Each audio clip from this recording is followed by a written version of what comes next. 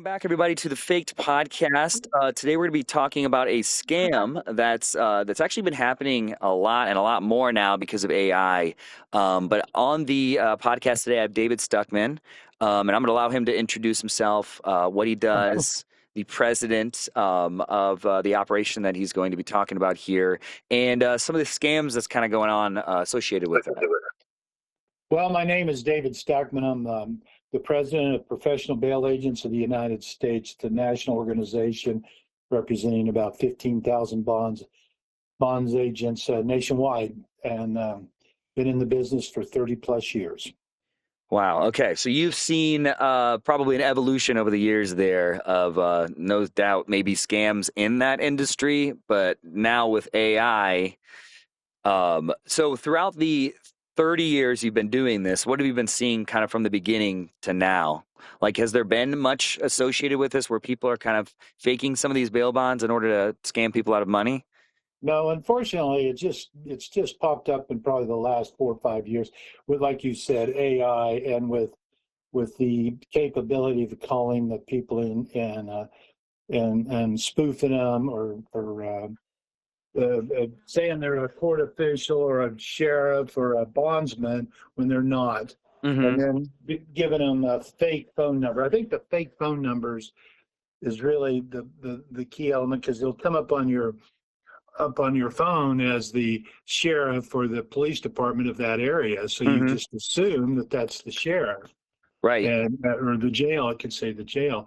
So they see it on caller ID, and the family believes that's who they're talking to when they're really talking to somebody in another country, in another world. Yeah, this is becoming definitely more and more of an issue. I mean, this was definitely reserved for like the best of the best, but now that AI is becoming a little more accessible to the civilian populace, I guess, more scammers are getting it in their hands.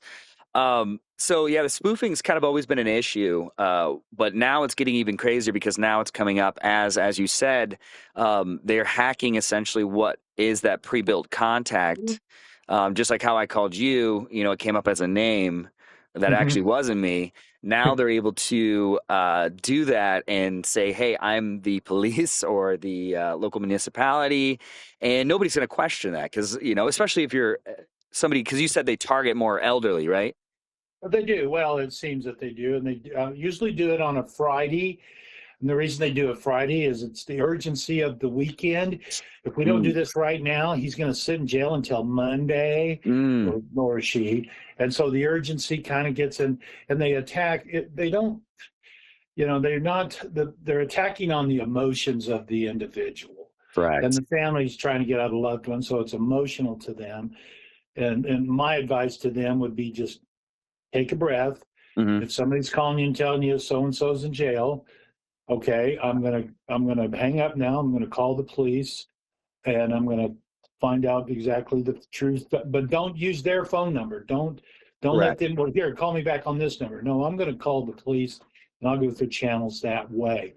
Then when you get the truth, now he may not even be in jail. Lots of times people are bonding these people up, and they're not even in jail, and that's just aggravating to hear. When that's interesting. Oh, look. Okay, so that's interesting. So you're saying, how do they catch wind? How do some of these scammers catch wind of like somebody who? Because I mean, like, I don't know. My parents, if they heard that I was in jail, they would just immediately not believe it because they just know that I'm not that kind of person. Do they target people that have had maybe offenses beforehand? My best story, and I've tried to find it. It was actually on a news, or no, it was on a radio show. I was listening to it. Okay.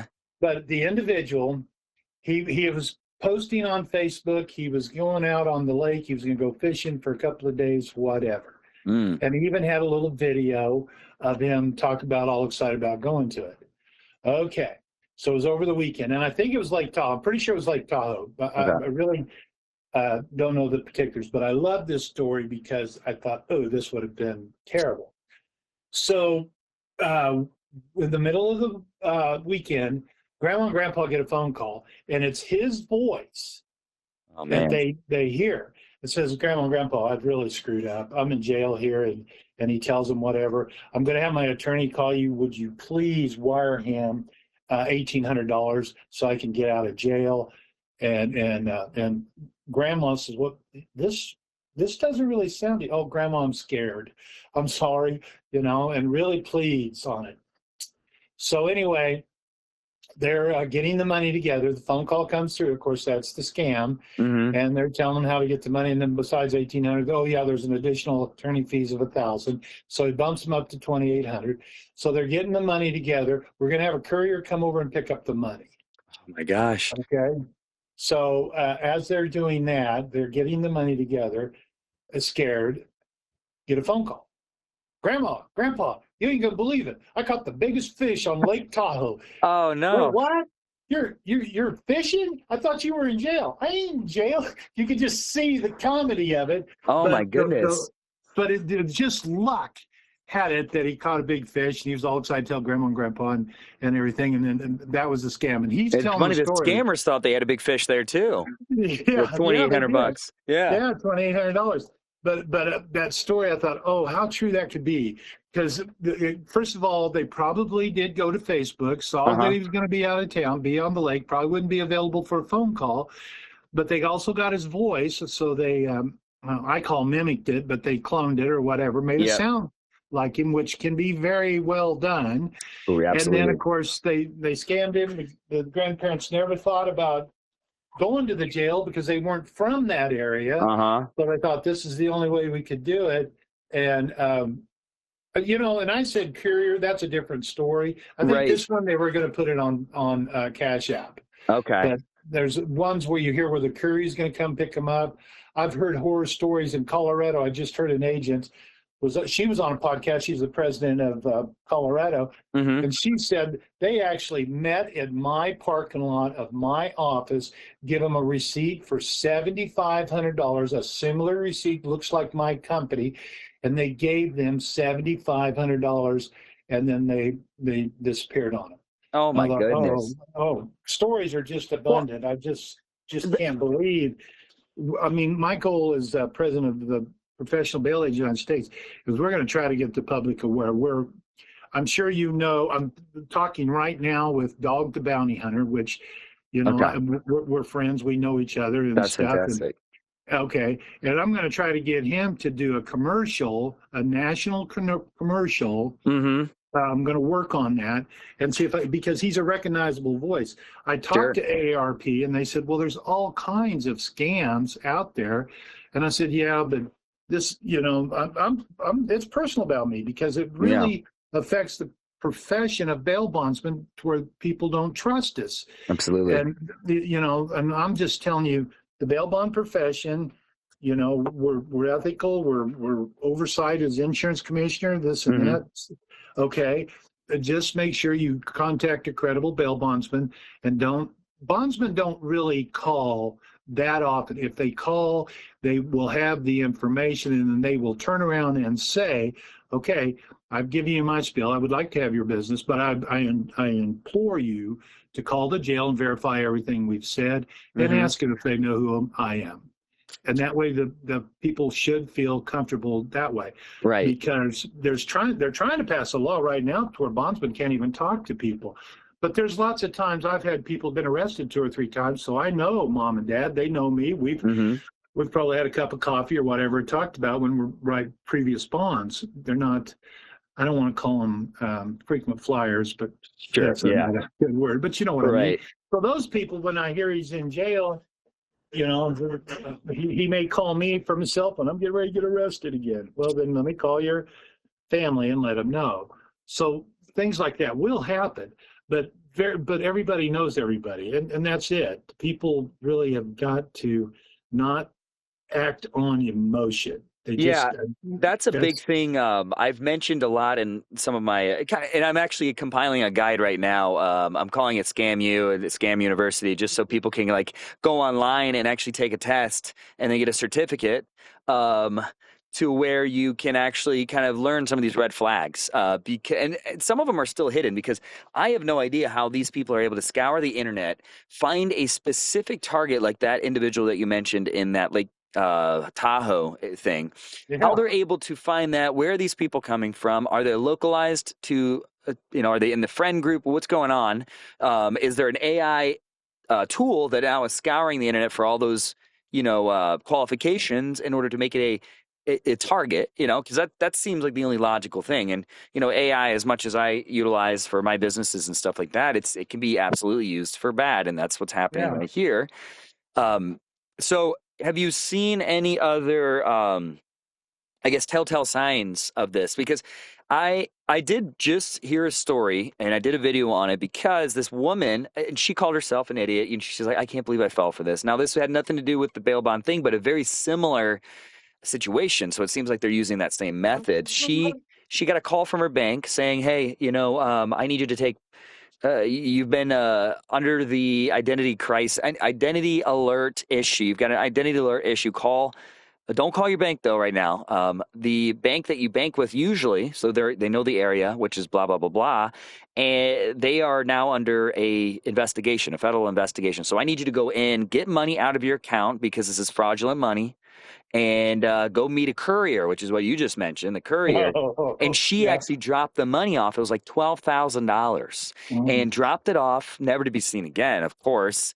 And she then told her whole story online, which I think is important, even though that was very, it's naivety. It's not really dumb. It's just being naive. It's so that's weird that you mentioned courier with that and then courier with this, because never would I ever drop off money to a courier unless it's completely like sound. I've had conversations with you for weeks. I mean, it's like, yeah, the impulse thing is definitely where these scammers, and this is the same for anywhere you go. I talk about scammers in a lot of different countries because I'm always traveling, and I run into people and they actively act on impulse. They are making sure that you make a decision right now because it's going to be irrational and it's going to be parting you from your hard-earned money. That's typically how it goes.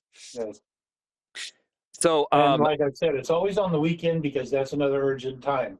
Well, if you don't do it, he'll sit in jail for a week. And so really, Friday, he's going to be in lockdown. He's going to be in lockdown, so you won't be able to talk to him. And this and that. They come up with such elaborate stories that are so believable. I mean, I had one bondsman. He's actually the vice president of my association. Said he had one call him, so he acted like, hey. Oh, he's playing into like it, a victim. He said, "Yeah, okay, I want to get." And he was trying to we was trying to get the guy caught, and then he finally just lost it and chewed the guy out and said, "Well, see ya." And there was no way of tracking him and finding him. Yeah. But he said, "I almost was willing to pay them." Right? Yeah, and he's in the biz, man. If you guys are falling for it, then everybody's cooked. Yeah. Yeah. Nobody's.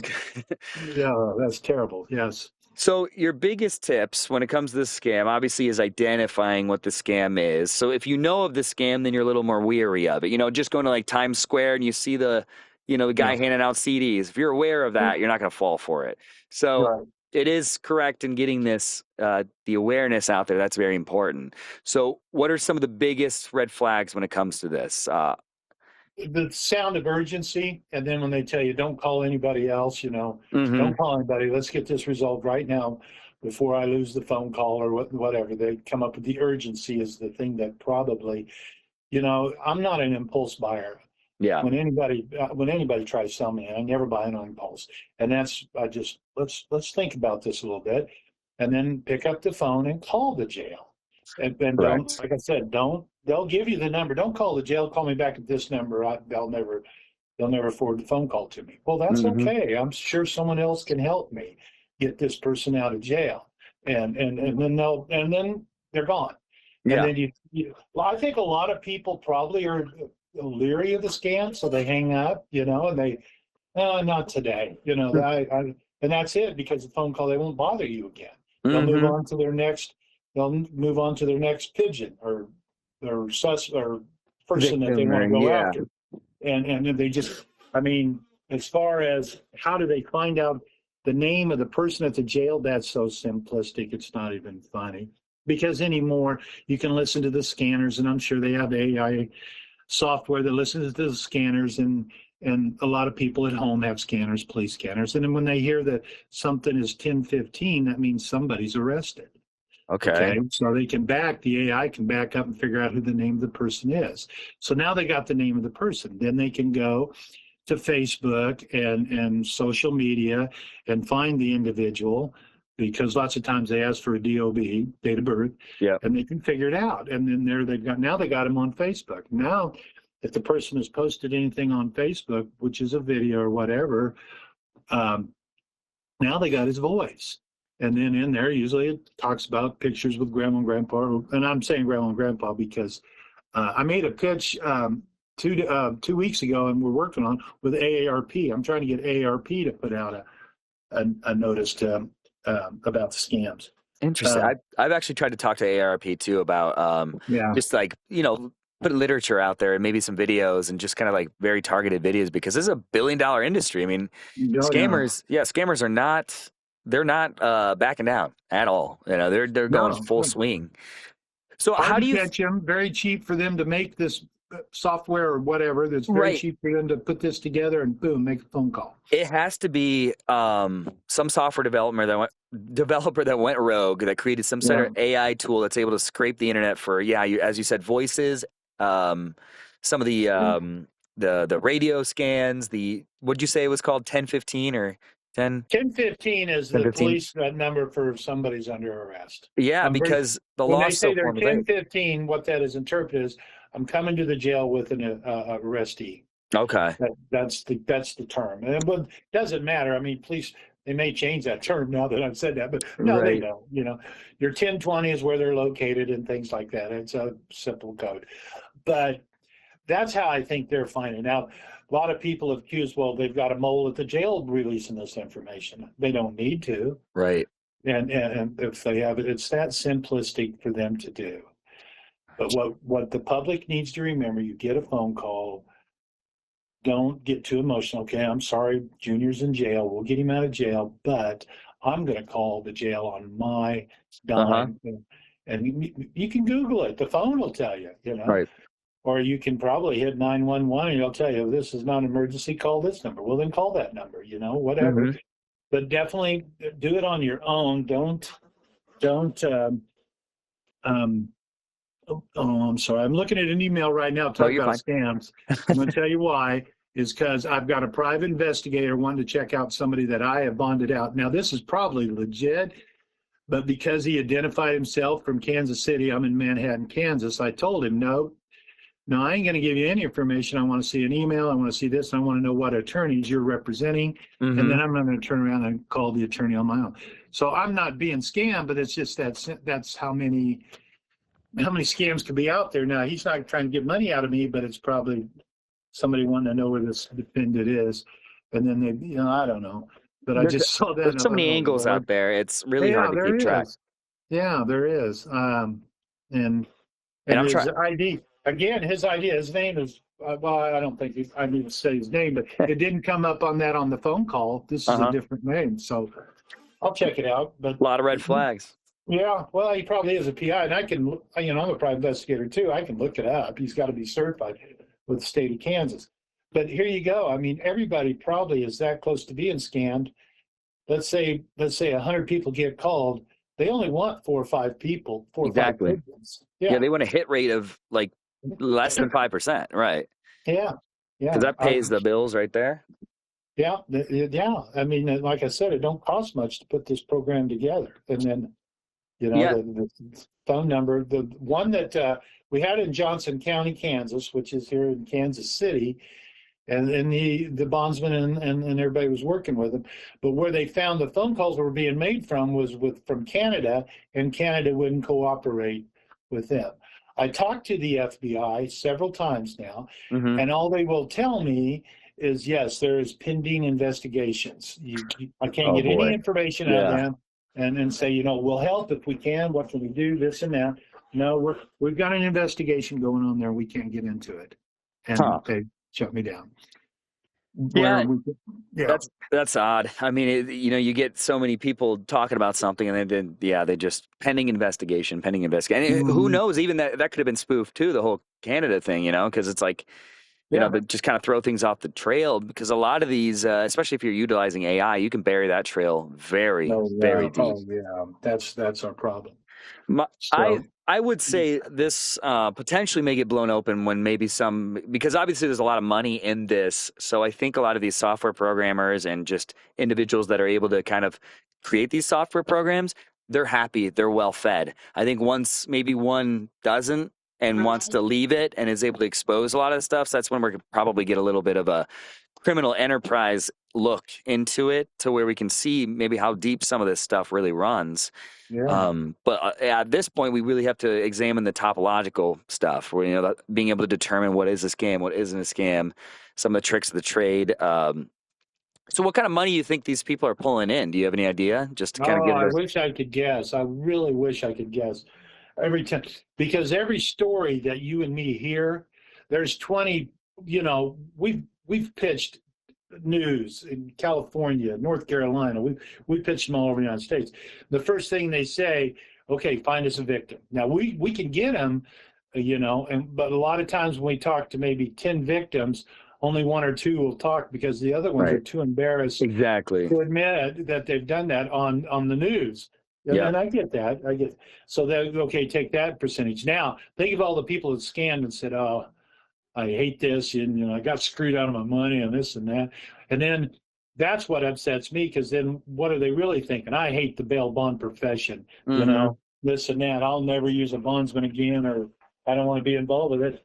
And then the bail bond profession catches the big old black eye. That's the thing that aggravates me. Gosh, these scammers are getting out scotch-free because they anticipate people not talking about it because they're too embarrassed. And then they've got a fall man, which is you guys, essentially, and then there's a couple things in between them.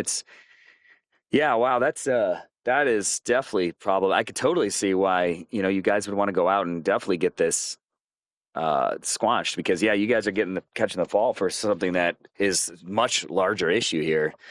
And obviously you guys aren't even associated with it. It's just people scamming on scamming. So people so really in between the arrested individual and getting into jail, or like maybe the day or whatever, that's when they're perpetrating these scams.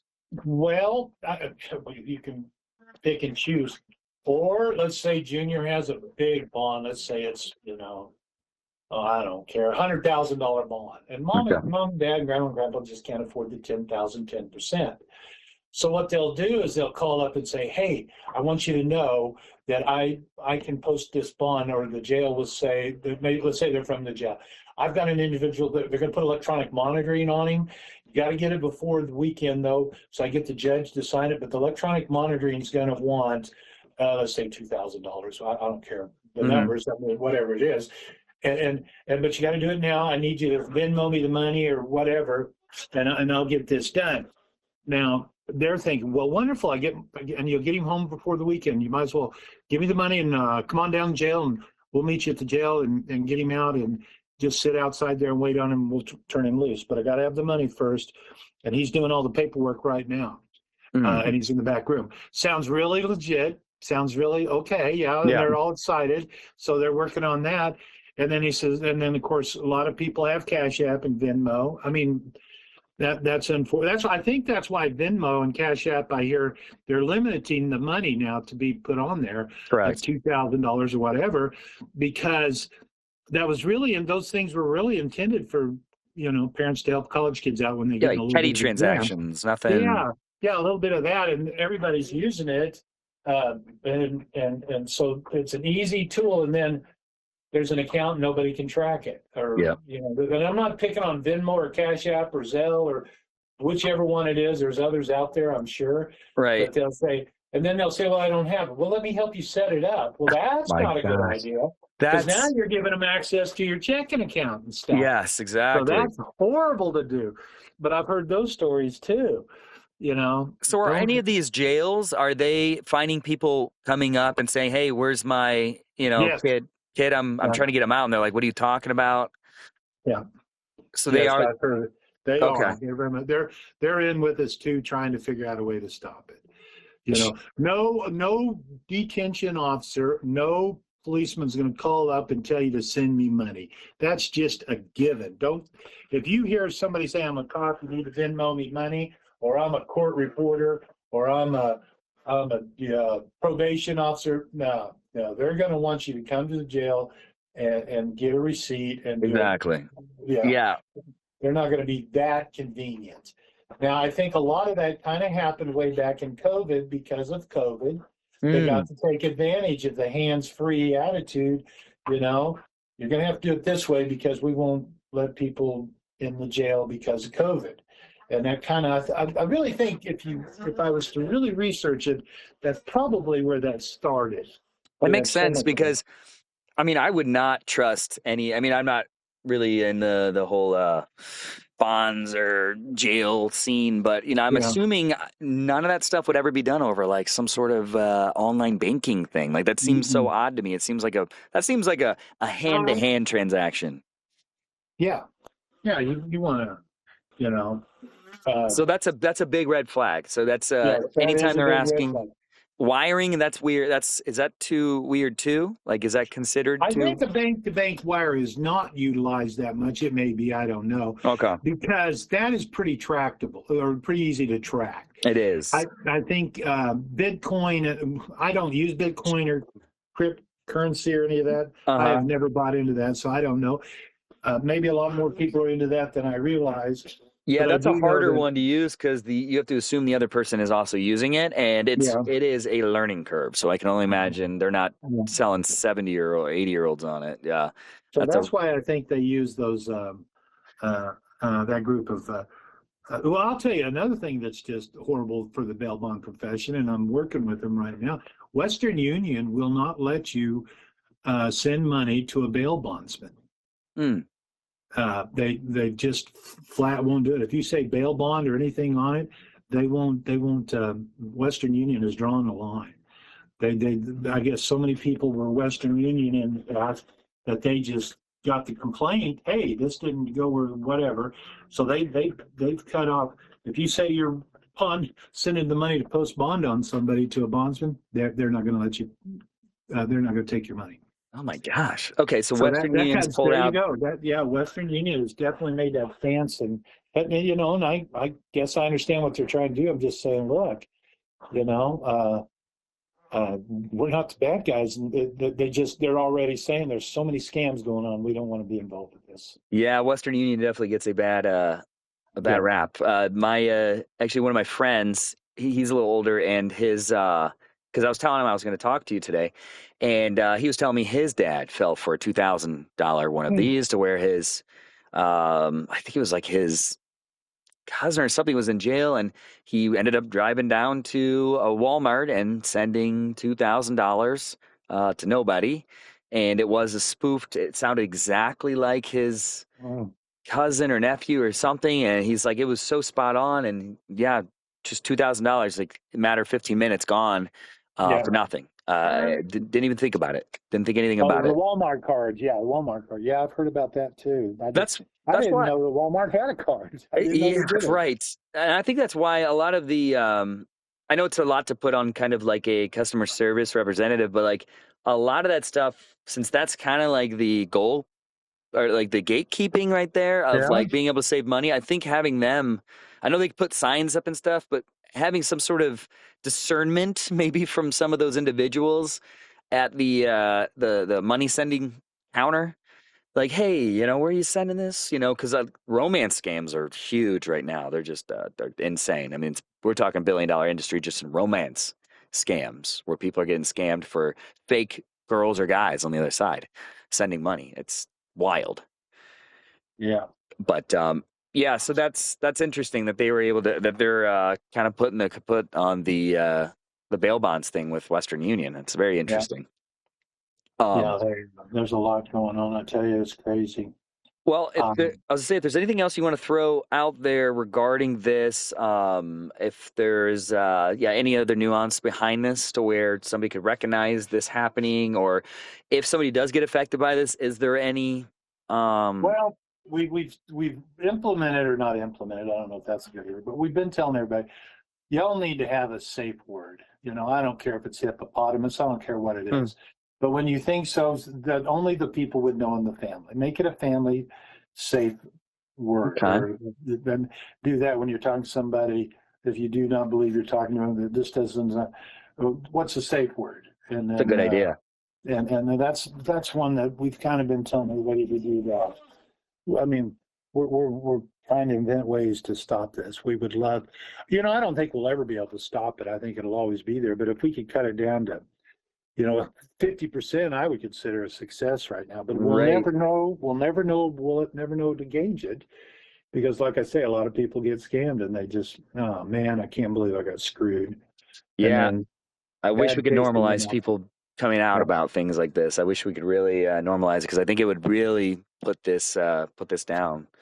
Yeah, because we just need to make it essentially non-profitable for them, Yeah. for the scammers, because then they usually move on to something else. But there's only so much.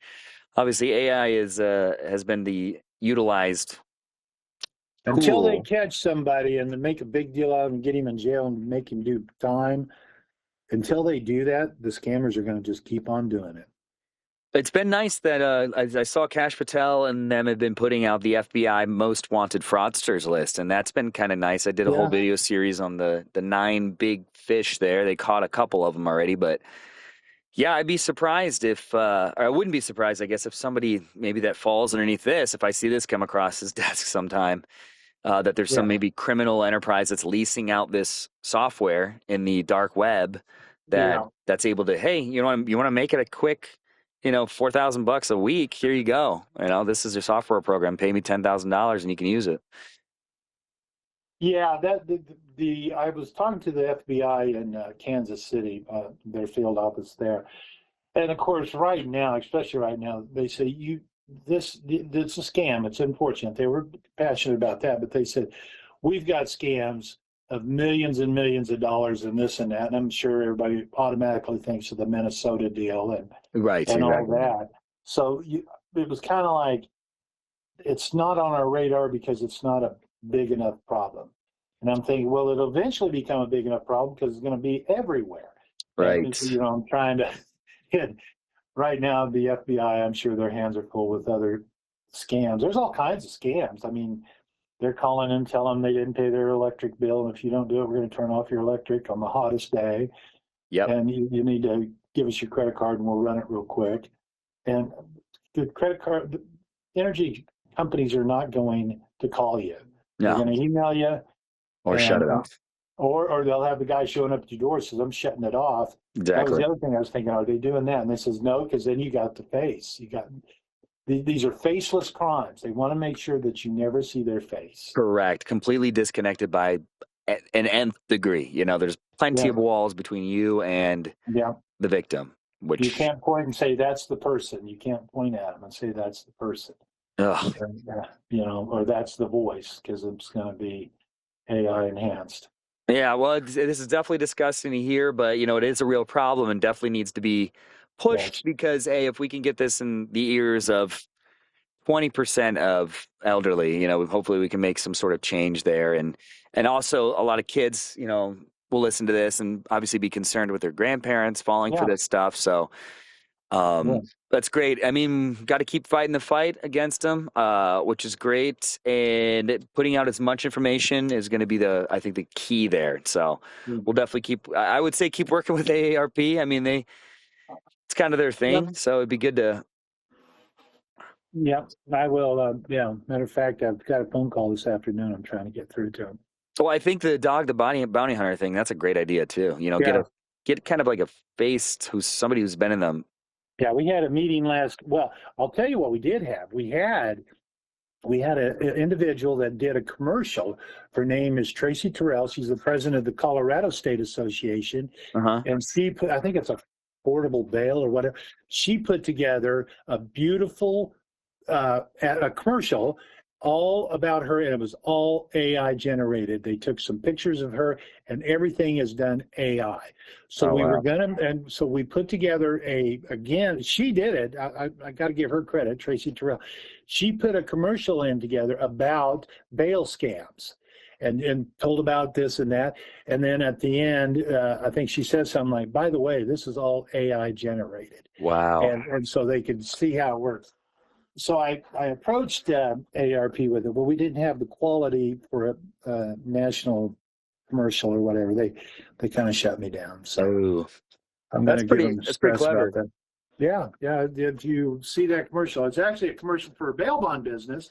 But then I said, I like that. I want to do commercial on scams, and she just took the ball and went with it. And very good friend, and I'm glad she did that. And did that. I'd like to do it in every state and every town nationwide. Yeah, But I mean, it's anything to the tune of billions of dollars is needs to be looked at.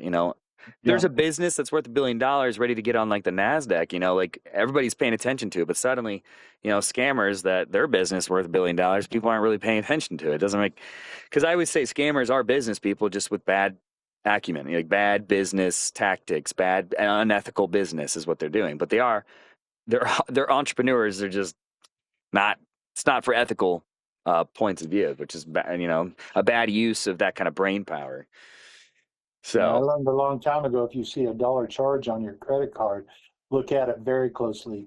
yep. Because what they're doing is they're testing, and then they're going to hit your credit card for as much as they can. And it'll be too late for you to, and I've always looked for those $1 charges on my credit cards. That's a great tip right there. Yeah. So they can get a lot if they can get a little. Yeah. They'll hit that, and then they'll just start tapping it. Yeah. Huh. Well, cool. Anything else you want to throw in here? And is there any resources that individuals could look for, whether it's through you or just through AARP or anything else? I would call AARP. They say they get a lot of phone calls, and I said, well, you're going to be getting a lot more if we don't stop this. Mm-hmm. And they were helpful, but they're very careful of what they're wanting to do. I mean, they do a commercial. They did one where I saw it and I thought, whatever. The guy was telling her, well, if you don't pay this bill, then said, I thought I paid that bill. She's looking, and then she's verifying on her own. And then he says, well, we need to do that. And she says, not today. And she hangs up on him. And I'm thinking, good for her. That's really good. And that's an AARP commercial. And that's the kind of commercial I'd like to get. I love it. But yeah, so hopefully I can get that accomplished. I would also love to know if they target more individuals in homes or like people that live alone, like live I don't know. That's an interesting fact. Usually when I hear it, it's both grandma and grandpa. Okay. Like when you said that guy said he's bonding out his nephew, that might have been a single person. Yeah. But I think they're just fishing for a phone number. Now, I've heard people say, you ain't going to believe this. I got a phone call and they wanted me to bond out my nephew. I want that guy to sit in jail forever. And when I heard that, I says, well, let me tell you right now, you should have probably called some of your family friends because they're going to get scammed. Yeah. They called you because your number come up on his Facebook or something. They figured out some way to get your information, but they're going on to other people. You should put something out telling everybody that was a possible scam. Yeah, that's a good, because that's like the tree, family tree kind of issue. They're going to just try to attack everybody else. And he said, oh, that's a good idea. And I never heard from him again. It was a conversation I had at a gas station when I told them a bail bondsman, and they said, yeah. Oh, interesting. Yeah, he's just a stranger on the street. But when you tell them you're a bail bondsman, a lot of them will always say, oh, man, I'll never need your services. You don't give me a card. I don't need a service. And the next thing I'll say is, yeah, but you might have a cousin or a nephew. Hey, wait a minute. Give me 3 or 4 cards. Right there. He says, wait a minute. Yeah, I might need your service. So a lot of 85%, or less than 85, but it's between 80 and 85% of the American people, they have no involvement with bondsmen. The 20% of the public is the 20% of the national population is the people that bail bondsmen are dealing with. A lot of people, just like this, they get a phone call. They don't know the bail bond profession. They actually think bail bondsmen set the bond. No, the judge does that. So they don't know. But yeah, it's between 85 and 80. I don't have the stat in front of me, but a lot of those people, I've never had to use one. That's right. You probably haven't, but you know somebody. And lots of times it's a simple charge like a DUI.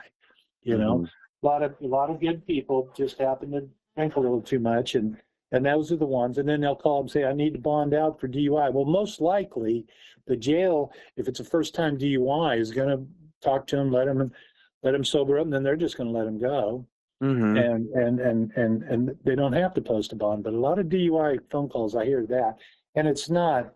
If it is a DUI, it's not going to cost them more than $50 to $100.